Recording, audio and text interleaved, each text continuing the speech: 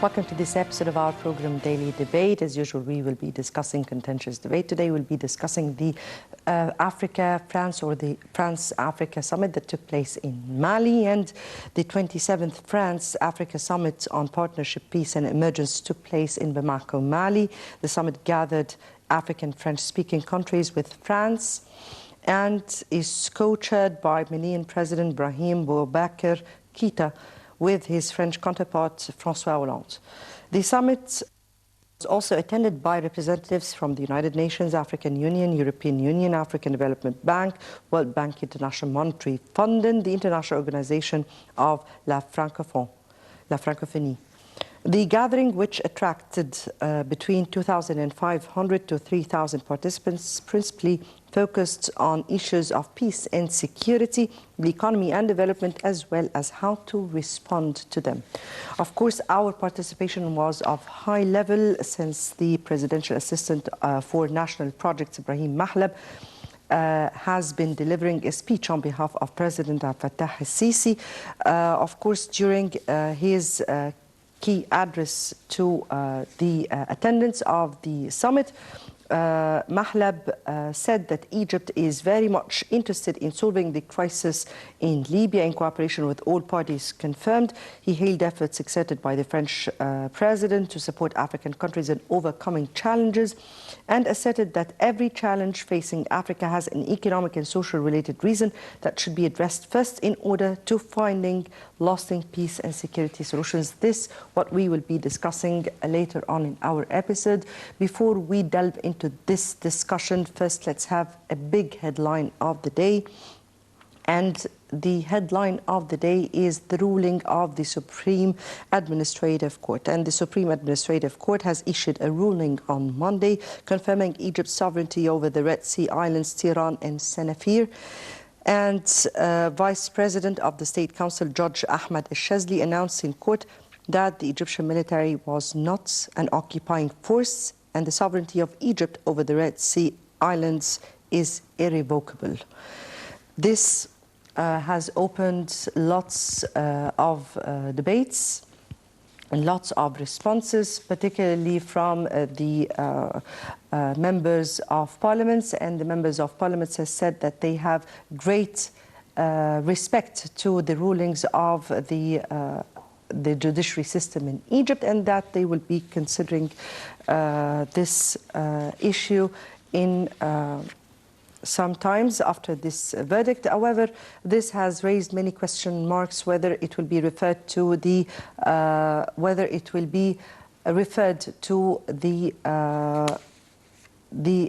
Constitutional Court, and what would be the upcoming steps.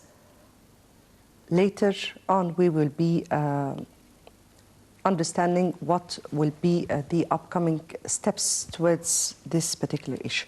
Before we continue on or we proceed with our discussions, let's first have this quick report. And Presidential Assistant for National Projects, Ibrahim Mahlab, on behalf of President Abdel Fattah al-Sisi, attended the 27th Africa-France Summit in Mali and addressed the summit, saying that Egypt pays special attention to Libya and asserted that every challenge facing Africa, as I said, has an economic and social related reason that should be addressed first in order to find lasting peace and security solutions. Let's watch the report and we'll come back for discussion.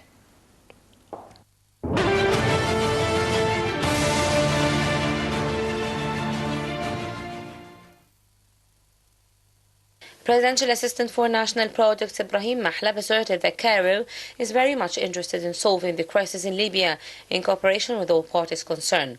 The former Prime Minister made these remarks during a speech that read out on behalf of President Abdel Fattah al-Sisi at the 27th Africa-France Summit in Bamako last Saturday. He hailed efforts exerted by French President François Hollande to support African countries in overcoming challenges. Mahlab asserted that every challenge facing Africa has an economic and social related reason that should be addressed first in order to find lasting peace and security solutions.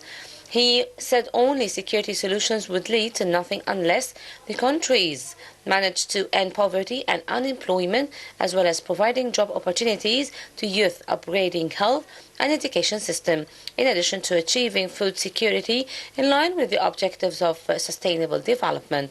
Mahlab also said that Egypt believes in preventing conflicts throughout protective and peaceful measures in order to find solutions and maintain security. He noted that Cairo is looking forward to activating a role planned for AU meditation support unit, which was proposed by Egypt and approved by the AU summit in Addis Ababa in 2015.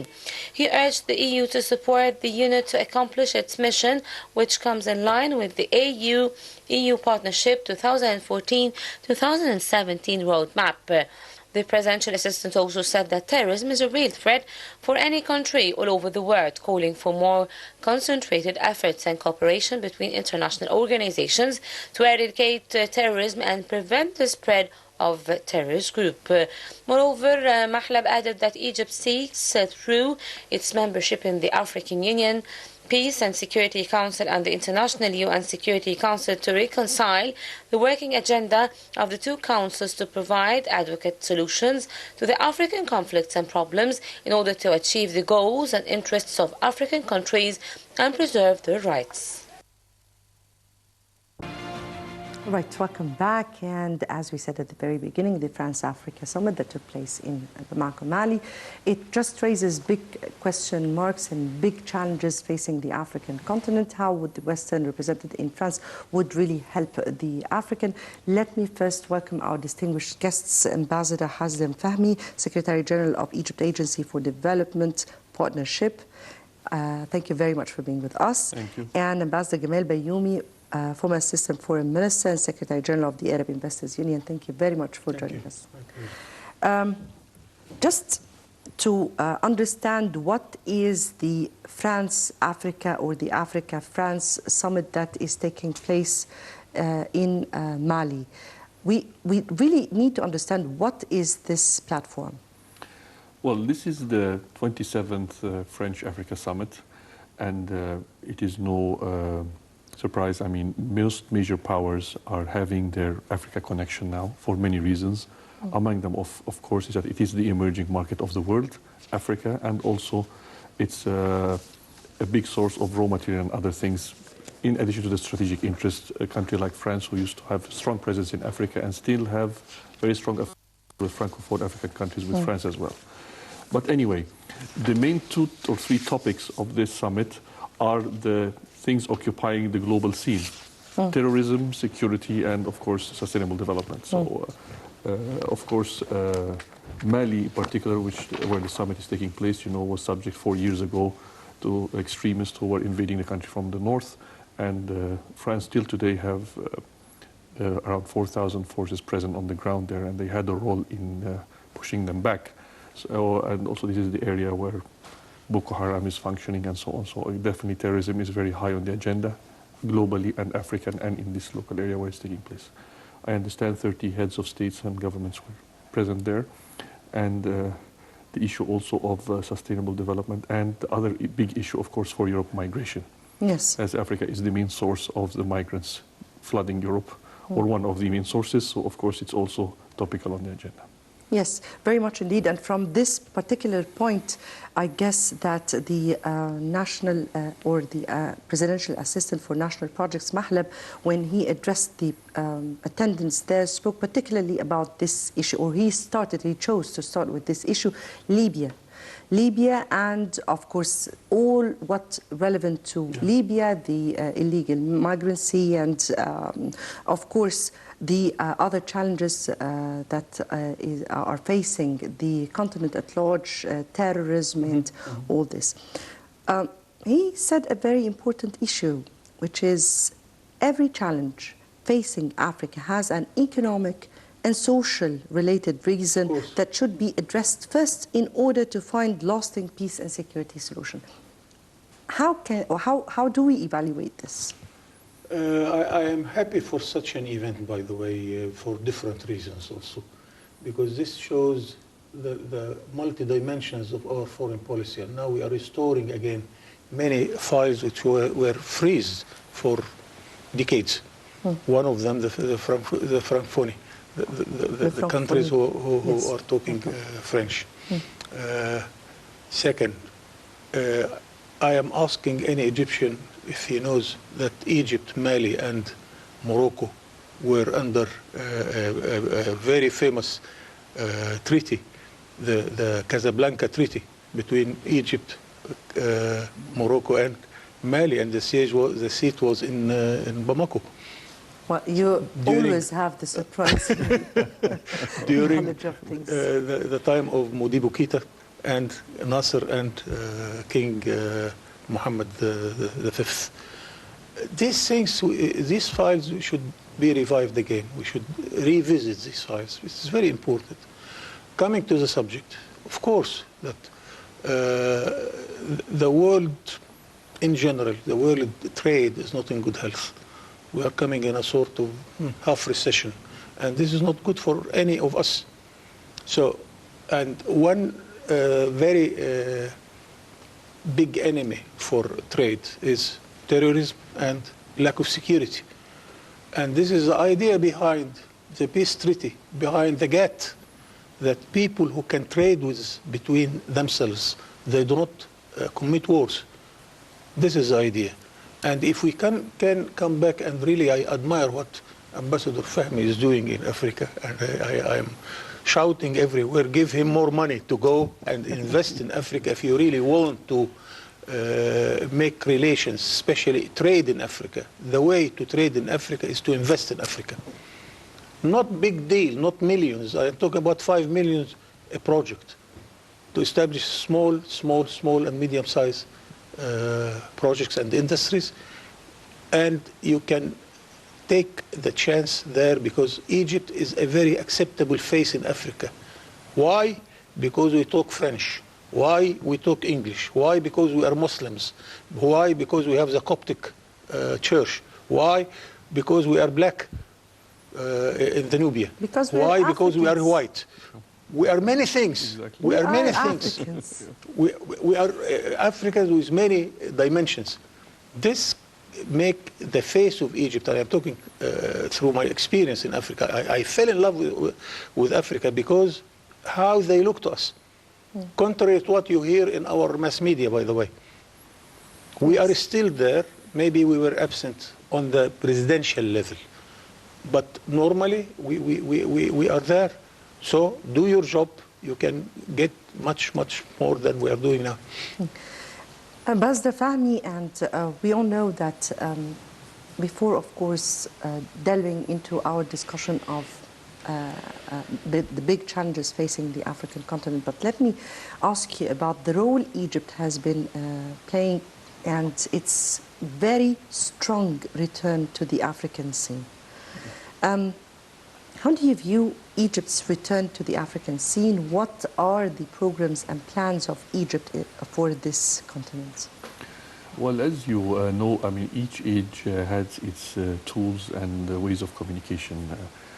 Of course, Egypt's golden age with Africa was in the 50s and 60s when we were leading the struggle against colonization and human rights for the African continent. Now, of course, the main challenge is development. So, I mean, the key mechanism to interact with the continent is through strategic economic projects and through the soft power where we have in terms of trying to help our African brothers in the areas of human resource and institutional capacity building for their countries. So, in the Egyptian Agency of Partnership for Development, which I'm proud to be Secretary General, His Excellency Abdel Fattah al-Sisi, when he established it, he announced it on the day we returned to the African Union strongly on the 23rd African Summit in Malabo in Guinea, Equatorial Guinea. And I was ambassador there. yes, and the main purpose of it, we do have very extensive programs in the area of human resource capacity building. This agency has been going on for 2.5 years now. It was preceded by a technical fund for cooperation, but in these 2.5 years, we had a major uplifting in the number of African brothers and sisters who came here. We hosted around 5,200 African brothers and sisters in so many areas in this area of capacity building, mainly health, agriculture, irrigation, aviation, even in areas of security and counterterrorism. I mean, the menu is so large for me to recap all. even in anti-corruption with Administrative Control Authority. So all these areas where you try to help them build capacity in these areas, of course, it makes a lot of connections between the officials here and there, and on the personal level, the impact on human lives, whether it's through agriculture or health. All these are very important things. But as Ambassador Bayomi was mentioning, the main strategic issue that we have to get engaged much more strongly in terms of economics, investments and trade. Yes. And there are many plans and many ways to do it. We are still at the beginnings, and I think we need to catch up quite fast, and we need to pay much more attention and put much more resources in this area. Yes, very much indeed. Economy is one important tool that we have to rely on, but also culture. And let me tell you, Ambassador Bayomi, that there was once when I was moderating a seminar, and it was attended by our African brothers. And then I was surprised by one question, and this African youngster addressed me with, and I didn't know how to respond to him. He says, we as Africa, as Africans, we study very well the Egyptian history. What do you know about Africa? What do you know about the African history? Not much. And I was very much surprised with the question, and I didn't really know how to answer him. So what are we doing in this? Yeah, unless you work in Africa like a man like myself, you don't know. And really, I am ashamed to say that we lack, I mean, in the average Egyptian. I have to, when I went to Algeria, I felt really very sad that we don't know the Algerian history like it should be. Algeria defended the Arab culture and the Islam in this part of the Arab world, and they have a beautiful history which you do not study or we do not know. What about Africa? That's why. And always when we talk about Africa, we think that it is tiny, small countries. It doesn't give us more than very small projects or this or that. But Africa now, we discover that Africa, at the beginning, it's the River Nile. Africa is the continent which is voting behind us in every single case the Arab or Egypt is showing in the United Nations or any international field. So why not Africa? And if you are in Cameroon, where I was, and you speak about Boutros Ghali, my goodness, it is an honor for a professor in the University of Yaoundé to come ask me that Dr. Ghali would put the introduction for his book. Things like that. So my opinion that we have a treasure, but we keep it in the safe, we don't use it. We have to use this. And let me be frank also, and we have to encourage our diplomats, our businessmen, our business community as a whole to go there. And even we pay any differences if we have. I tell you, I was ambassador in Cameroon and non-resident in Equatorial Guinea. In order to go from Egypt to Cameroon, I have to spend 3 days. Unless I go to France and come back, then I pay triple the price. Why shouldn't we have Egypt Air going to cover all these countries? If you talk to Egypt Air, we lose money there. Then what the government is doing? What is the fund of Ambassador Fahmy is doing? We have to finance this. Any country should do that. To make the journey from Egypt to Kenya or to Cameroon or Tanzania or wherever, the beautiful places. I have visited plenty of places in Africa. Beautiful places. Go as tourists. Then you establish the line. And you establish then the direct contact. Imagine that I started with 2 candidates to study in Al-Azhar per year. I left with 20 per year because they fell in love And of course, as you well know, I am from Damietta. I'm not going to finance the whole 20 because I sent 20 on the account of Al-Azhar. I sent 30 on their account. In my last year in Cameroon, I sent 200 students in Egypt. Egypt was financing 20 of them, and the rest were financing themselves. And they are not, by the way, poor or something like that. The Vice Prime Minister of Cameroon asked me, shall I give my son $2,000 are enough in a month in Egypt? I said, don't. I mean, this creates in my mind, why don't we start what we call the educational tourism or the health tourism? We are concentrating on the history tourism. No, it's not enough at all. Start to make your, Al-Azhar has now more than 30,000 students coming from out of Egypt. Make it 300,000. And there is a good reason for that, because Europe started to refuse Africans.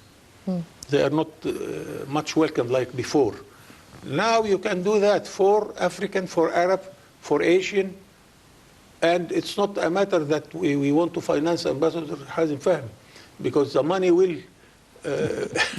give a huge return, but go to the business community and do it on a business way, business-like projects. Voila. Yes. If we get to the agenda of the France-Africa summit of this year, and top of the agenda and priorities were, as we said at the very beginning, terrorism and, of course, the continent's crises and conflicts and how to really face them. What exactly were the points raised on how to really confront those threats? Honestly, I am not very familiar with the exact details of what have been discussed, except the issues, the main topics, of course, the issue of terrorism and the area of Al-Sahara. And this, of course, as I said, against the background of what happened in Mali itself 4 years ago. France. And also what happened in France. So, I mean, there is a common cause, and everything is interlinked. I mean, the issue of the migration has to do, with, of course, with terrorism and with deteriorating economic conditions in the Chad area and in where the Lake Chad and so on. So, I mean, these things are interlinked. I'm pretty sure they must have discussed some of the measures of how to do this. Of course, the flip side of it is sustainable development. I mean, how to... and that was another because that is the main source of all the problems. Of course, the main problem being that while development takes time and accumulates over time, you need immediate solutions to the threats of terrorism or to the issue of migration. We, as Egypt, we are doing a lot in this area. We are having a lot of training with the Army Training Authority and with the Police Academy in areas of counterterrorism and illegal migration, how to control borders and so on. So these immediate measures that could be taken, we are contributing in that. And also the issue of illegal migration, as I mentioned.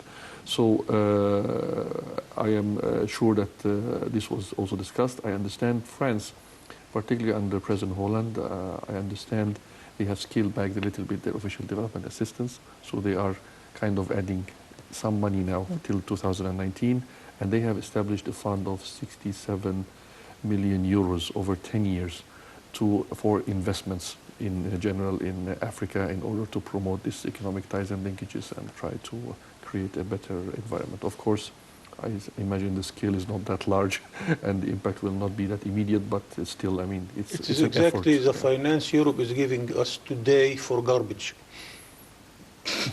Yes. Because I was just about to ask you about the sustainable development goals. It's in the newspapers today. There is a huge project to tackle the problem of garbage in Egypt, and they are giving 60 million euros. 67 in 10 years is peanuts. Yes. Yes, as a matter of fact, yes. If we speak about another important topic, which was sustainable development goals, and this was put by a global one and an African one at the same time. they spoke at the United Nations of the 2063 Sustainable Development Goals until the year 2063.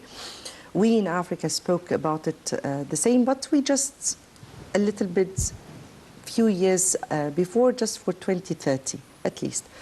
If I may just have a minor interjection, it's the other way around. I mean, the UN has developed the 2030 development goals, which is extension of the 2015, and Africa has the 2063 development agenda. Yes, yes, you are quite right. You are quite right. Then, what are the plans for sustainable developments until the year 2063? I mean here, there are lots and lots of issues to be really discussed for sustaining our developments. Please. On the global dimension, I am not very optimistic because country by country, I mean the donors, are having their own interest, of course. Definitely. So we always say that the money going from Africa to the developed industrial countries is much more than the money going to Africa, by the way, because in order to pay their imports, in order to pay their debts, they pay to Europe and United States much more than they get. The flow of money is against the African cause.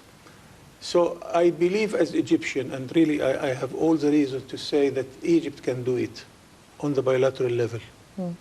And if we take this as a sort of a real investment for the long term, don't take it in the short term at all, then it will be something very good for Egypt and for any African country which would come to be our partner there.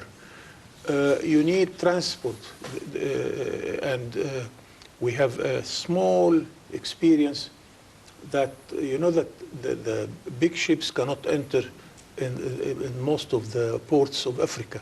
So you have to get or hire even to some ships, smaller ships, to get there. And I have the experience myself that an Egyptian hired two ships in order to go from Egypt on the eastern coast. El Nasr company for export and import had this experience also, that two ships were going through the eastern coast, another two ships to the western coast. It was very successful. We have to repeat things like that, because how to trade with Africa if you do not have the means of transport? As I mentioned before, Egypt Air should go everywhere. And if there is a sort of losses, Hazem Fahmy should pay it immediately. Any reasonable country would do it. And in the long term, he will get his money, of course. Then I tell you my small experience that there isn't a direct line between Egypt and Cameroon.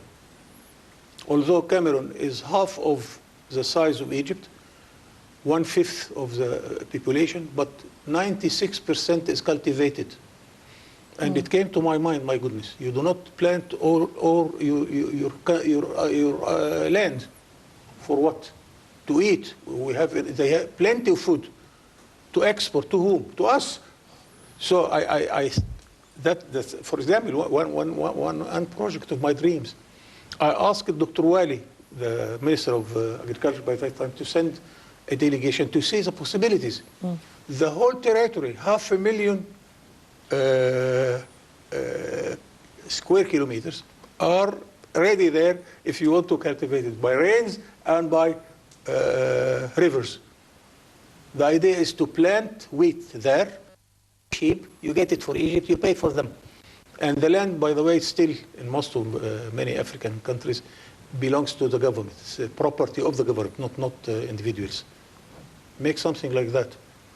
And the idea is not mine. It's very old, since Salah Hidayat, the Minister of Scientific Research, the time of Abdel Nasser, that we can plant wheat and the cereals in Nigeria, in Sudan, in Cameroon, in countries like that. It's much cheaper than we do it for ourselves, and you get the profits and you divide it.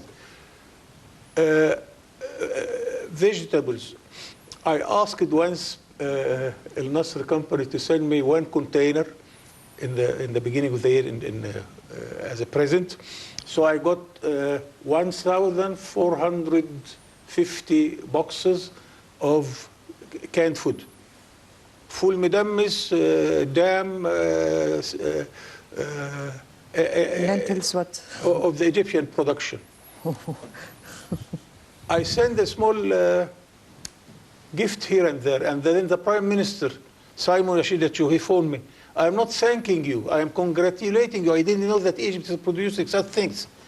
Come and teach us how to produce these things. It doesn't need billions, it needs some few millions in order to use the fruits which they threw it there. Things like that. But we need somebody who is really keen to do that. We need the experience, of course, and we need the guts. We need strong heart to do that. And of course, I must say that we can't do that now because Egypt is not in a very good health nowadays economically. Let us talk about 1 year to come until we are back to our full capacity of our economy. Then we can do these things. Yes. Right, we'll continue with the Sustainable Development's goal and how Egypt view this. But before we continue on with our discussion, let's first take this report. And the 27th Africa-France Summit, which was held in Bamako, Mali, with participants adopting a global plan on fighting against terrorism and other forms of violence. At the end of the summit, French President François Hollande and his Malian counterpart Ibrahim Boubacar Keïta held a joint press conference during which they talked about the issues the 35 heads of states and governments discussed during this one-day summit. Let's watch.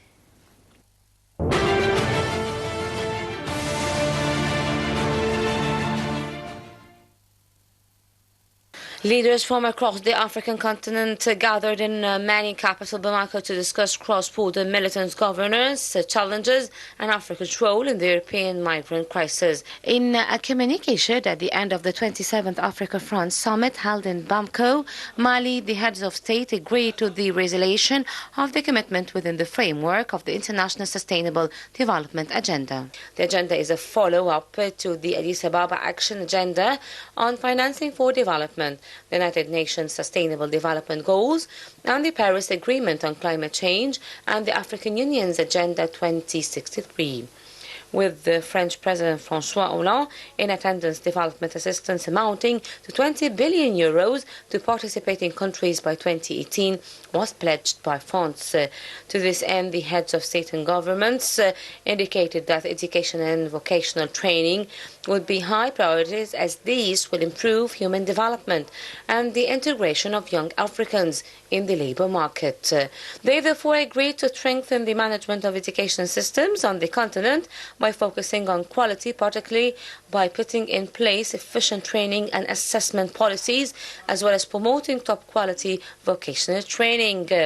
An appeal was made to international partners to increase the support for the sectors of education and vocational training in Africa, and also for consideration to be given to modern, accessible and vocational continent which met the needs of the labour market. The communique also touched on the importance of mobility and the movement of skills on the continent in order to encourage economic dynamism and innovation. In addition, the importance of innovation to encourage the diversification of economies was highlighted. Participating countries at the summit also pledged to support incentive-based policies to facilitate innovation, including incubator and acceleration programs for startups and the clusters, as well as access to finance and investment capitals.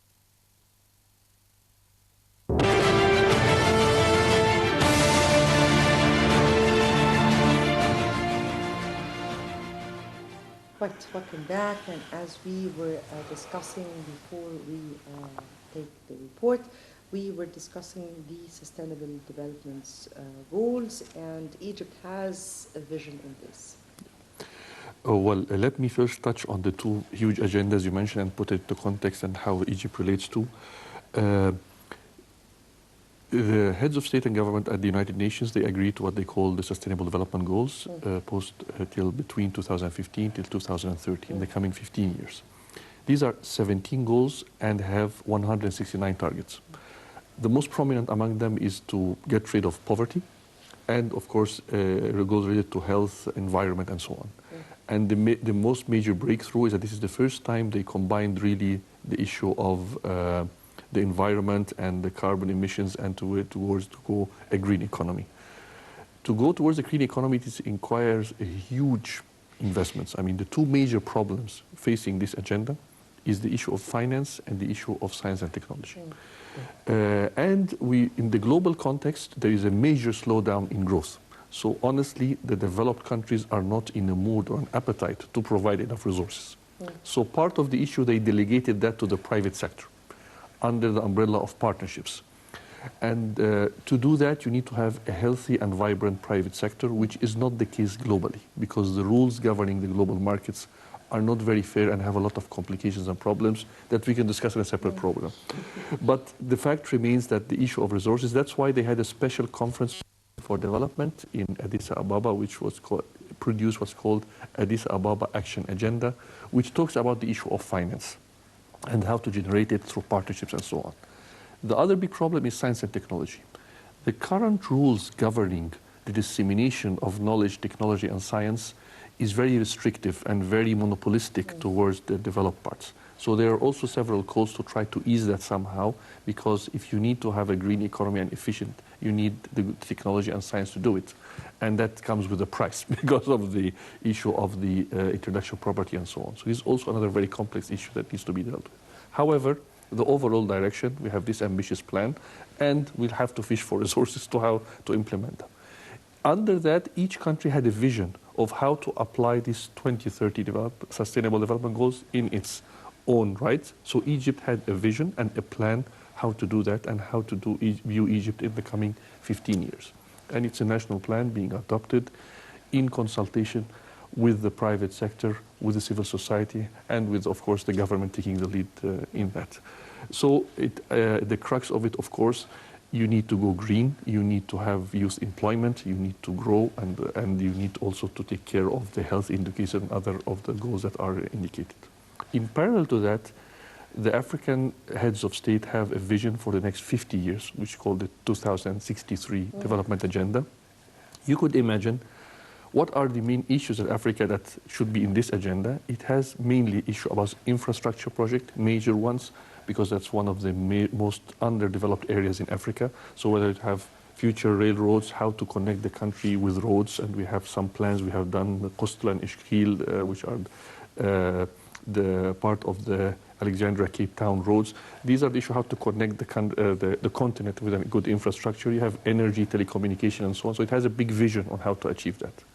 Beside that, there is a huge, ambitious project to have one free trade area for the whole African continent. And this is to release all the hurdles that are dividing the economies and to create a booming market that everybody will integrate and help with.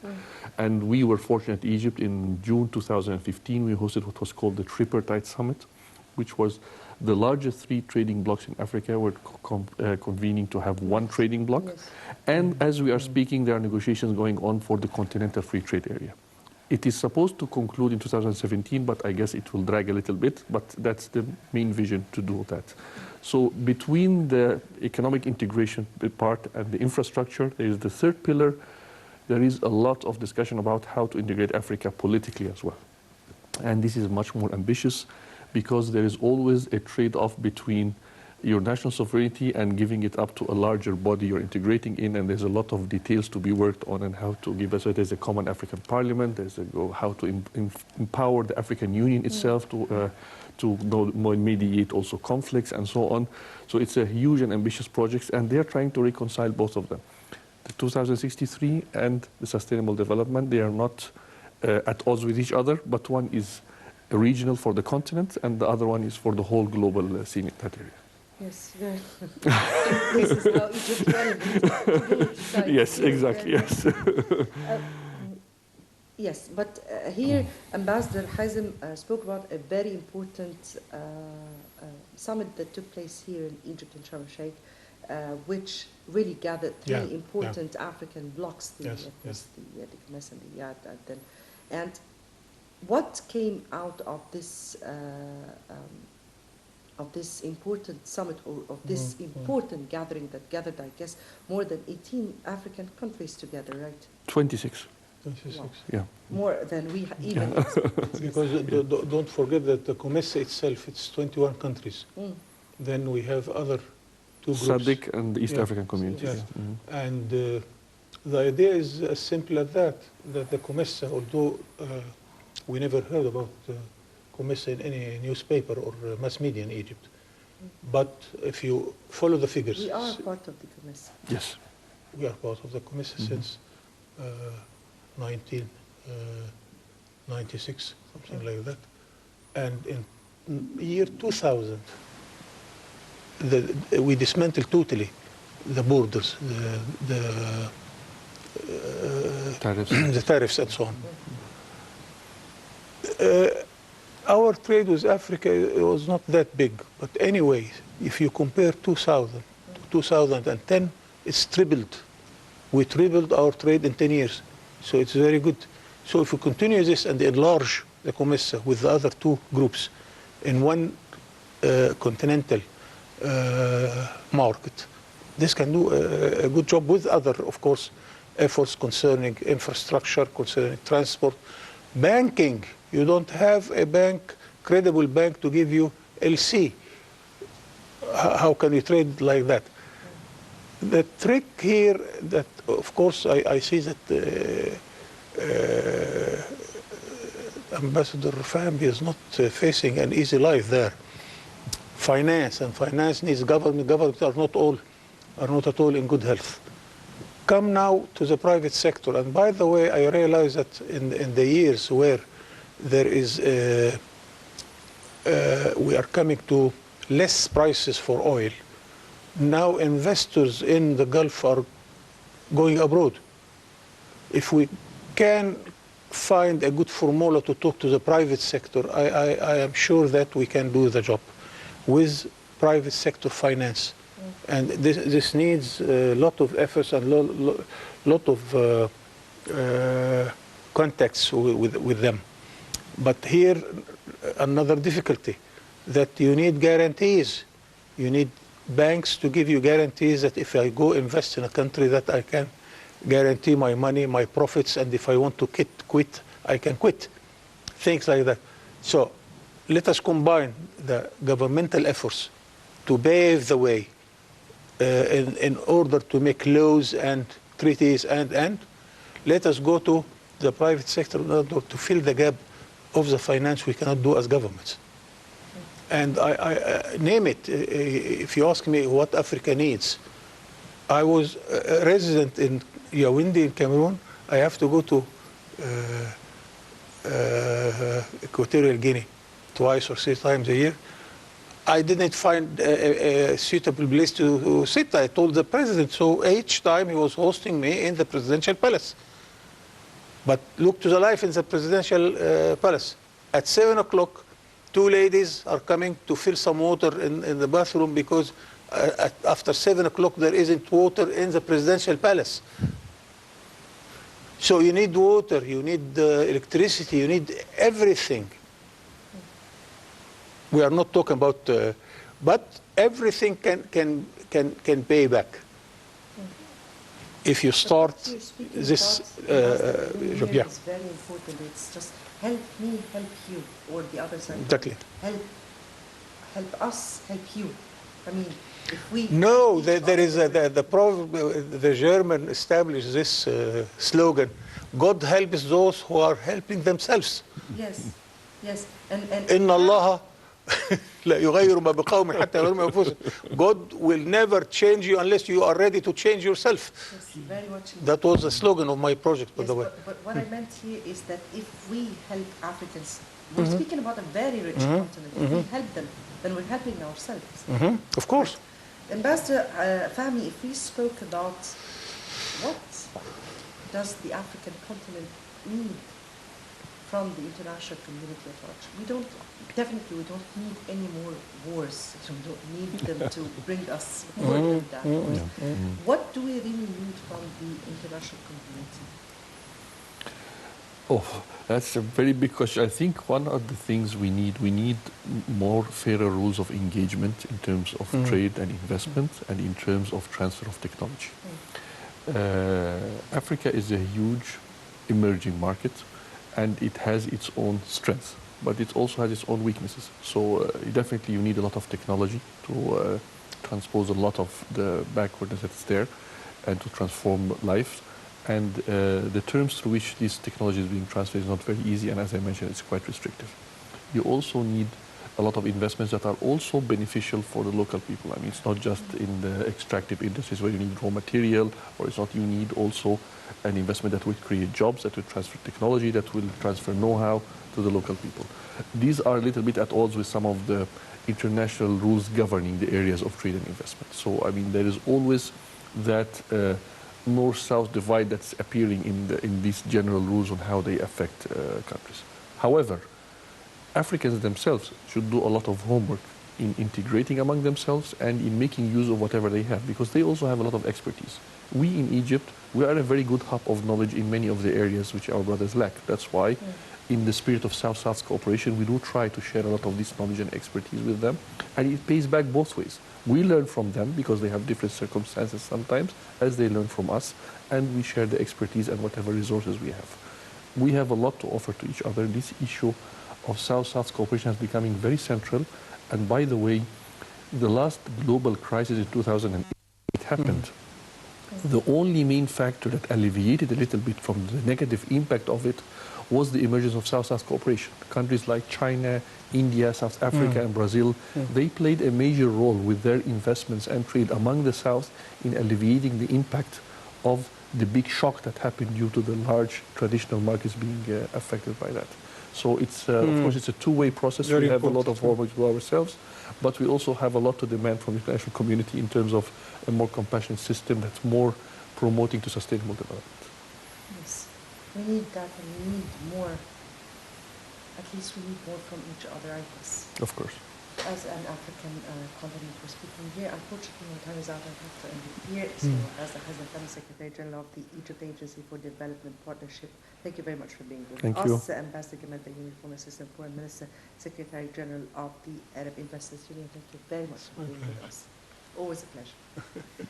And dear viewers, many thanks for watching. Tomorrow will be another episode with another colleague and another contentious debate too. So.